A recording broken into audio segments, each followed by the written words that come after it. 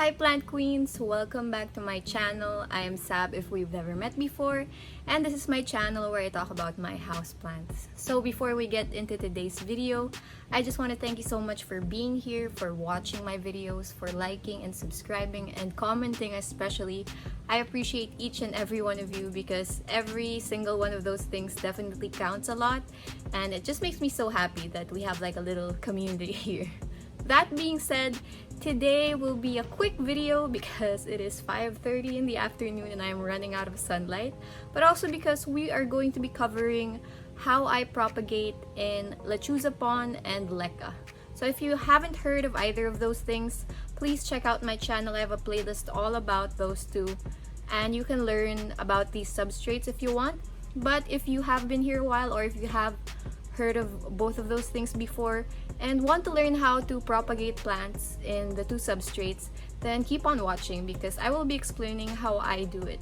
So some of the things I will be covering in this video, I guess, are some of the benefits of propagating in one versus the other. Although they are the same in several ways, there are some key differences. I have a video all about the differences between the two substrates, kind of comparing which is better, although spoiler alert, neither is better or worse, it's just different. Anyway, I guess we'll just get right into it and start with LECA.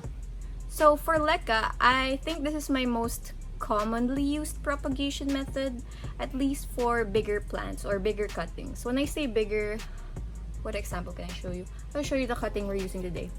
When I say bigger, I mean something like this. Like, I consider this a big cutting, and when I know that the roots that will come out of this will be thicker, then I will typically use LECA instead of Pon, just because I find that plants with finer roots like Hoyas, Fitonias, things like that, kind of spindly looking, thin, webby roots, they don't enjoy LECA as much as Pon, I think, because they don't have much to grip onto, if that makes sense.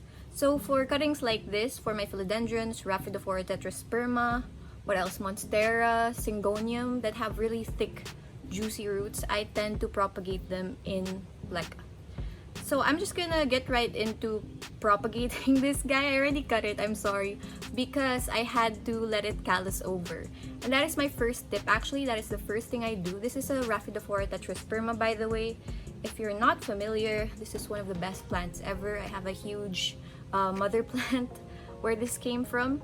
So I just cut it like this. You will see these on the stem. This actually has an activated growth point right there. So this is the aerial root. You always want a node and an aerial root if it's the type of plant that puts out aerial roots when cutting. And I like to give this much, well, usually this much allowance for the stem, just in case of rot, but I don't really get much problems with rotting in LECA, and I'll tell you why later, or how I prevent it. And the new growth will come out of here, that white nub.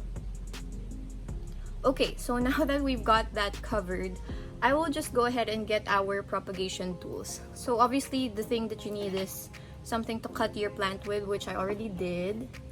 And where did I put my LECA? Oh, it's right here. Some LECA and a cup that I definitely should have washed before this video, but I will fill it with water later and drain it out to wash it again.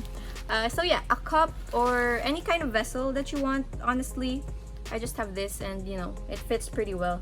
That's all you have to do. Make sure that your cutting fits in the vessel that you're using. And this has been washed. It's still a bit damp.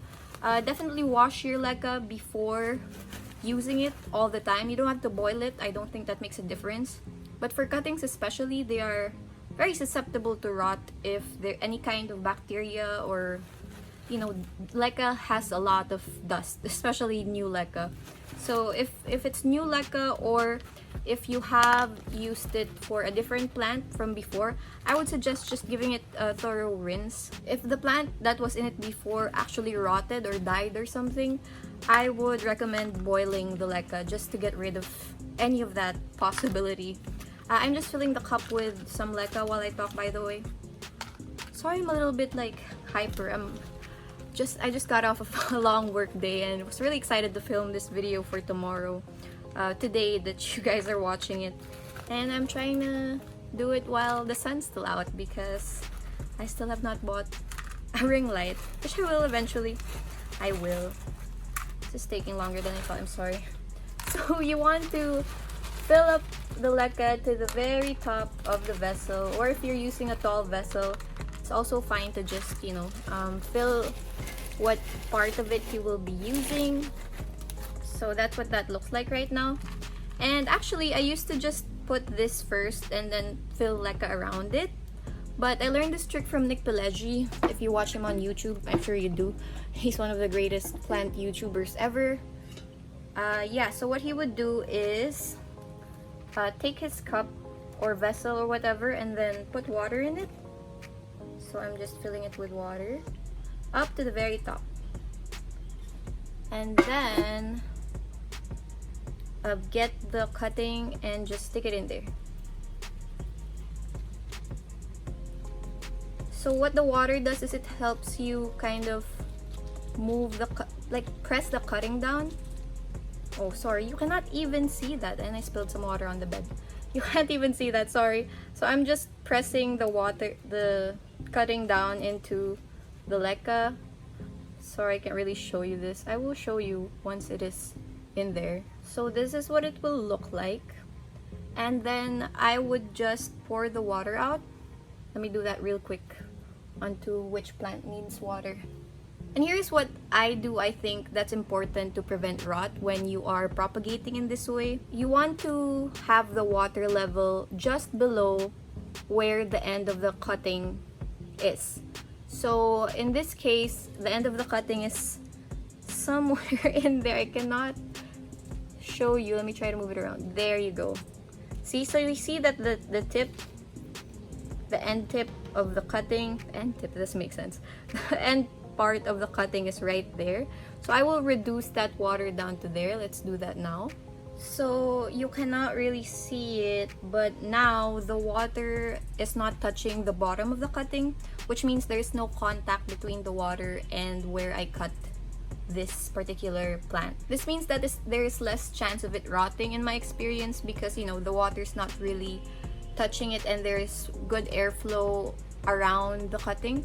And at the same time, let me try to show you, the aerial root down there is touching moist leca and it will start to grow into that. So throughout the following weeks, I will be keeping the water level the same until it grows some roots. And after it grows roots, which is the best part about propagating in leca, I will wait until the roots are around an inch or 2 inches before I start to give it nutrients, and then it will just be a plant in leca, or I can plant it back into the mother plant, or I could plant it into soil if that's what I wanted to use. You can really just use this as the method to propagate and then plant it into your substrate of choice. And to be honest, in my experience, leca propagation is much faster than, say, moss or just water. And in my opinion, the roots that come out are chunkier and kind of stronger. I don't know if that's just my bias, but I don't know. The roots that come out in just plain water seem really thin compared to if they have the leca to kind of hold on to. So this is what it will look like. This is a cutting I did, I think, a week and a half ago, something like that, a little over a week ago. So you will see that this already has that giant root coming down into the reservoir. Rhaphidophores tend to propagate really fast, but also in general, anything you propagate in leca will typically be a little bit faster than if you just propagated it in water, in my experience at least. So I'll just give you a good look at that. This is actually ready for nutrients already, so I'll probably start giving it nutrients after this video. And then I will actually transplant this into a bigger container so that the roots aren't touching the reservoir, and then it will be its own plant. Okay, that took longer than I expected, but now we go on to Pon. which I realized is a problem because I don't have any more Pon right now. But I will just show you some of my propagations in Pon. And the first thing I want to say actually is if you want to propagate in Pon, that is the exact same way you should do it. Like just what I showed you just now. Just get a container, stick a cutting in it, and put the reservoir just below where the cutting ends, and wait for roots to show up. But I don't actually do that a lot with Pon, although it will work just as well if you have, again, plants with fine roots that you need to propagate. But what I like to do with Pon is use it for prop boxes, which I do not recommend for Lecca, because I found that while there are people who have success with Lecca in prop boxes, in my personal experience, the cuttings either don't take or they end up rotting. And I think it's because they don't have roots yet that can cling onto the substrate. Lecca is a bit big, like there's big spaces in between it. So sometimes the roots will not be able to find that and kind of cling onto it. Unlike Pon, which has smaller particles, and I think that's why it works so well for these smaller plants. I will show you my prop box now. So this is actually just an old takeout container. It is closed like this most of the time, but there's a little gap here to kind of let the air flow inside. And this is packed. There's a lot of plants in here. It's like a plant salad. There you go. You might recognize her from my recent plant haul. That's my variegated Maranta. And basically what this is just a layer of Pon, and there is no water under here, but there will typically be like maybe this much water. But as long as the pon is moist, and I only refill this maybe once in every 2 weeks because it keeps the humidity in really well anyway, then that's it, you should be fine. And some of these plants have actually been here for a long time. And the way I do it is I just literally take a cutting and place it on top of the pon.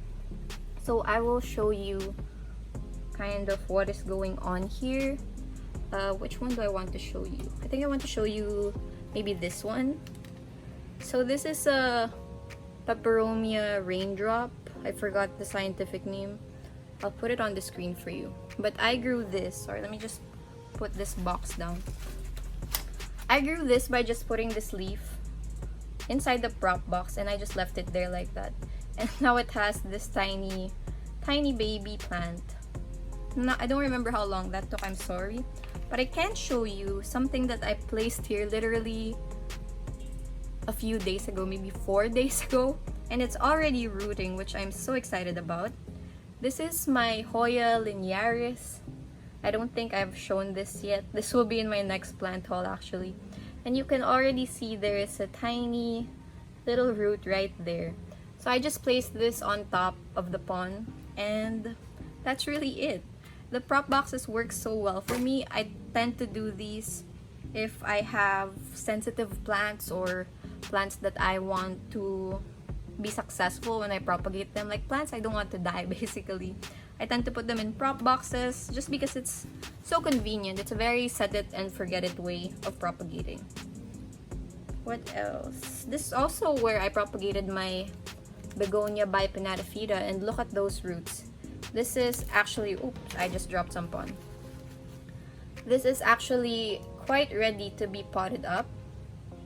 Look at those roots. And it only had this leaf, I think. So it's coming out with new growth already right there. That is so cute. So yeah, I would say that I actually have a higher success rate doing it like this in a prop box, just because I'm not actually I'm not shoving the stem into the substrate, I'm just putting it on top. So there's very little minimal chance of rot. I don't think I've ever actually had a plant rot in any of my prop boxes. I have 2 prop boxes, it's not a lot, but I have propagated in them a lot and it's been successful every time. With the Lecca method, I've definitely had some fails where rot still happened. Maybe about a 1 in 20 chance of that happening. Also depending on how difficult it is to propagate that particular plant. But yes, either of these methods, whatever you have on hand, will work well. So just follow those tips and I'm sure you will be successful in propagating your cuttings, and it's super fun. I just love staring at this box, although to be honest, I only open this and check on it maybe once a week. But yeah, I'm trying to think of if I missed anything.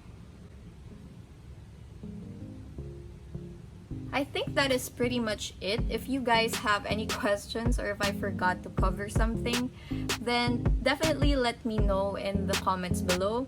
If you prefer one method over the other, if you've tried these methods, let me know. And if you notice a significant difference with Pon or LECA in terms of propagation, I'd be interested to know what that is from your perspective. And yeah, thank you so much for watching. I will see you in the next one. Bye!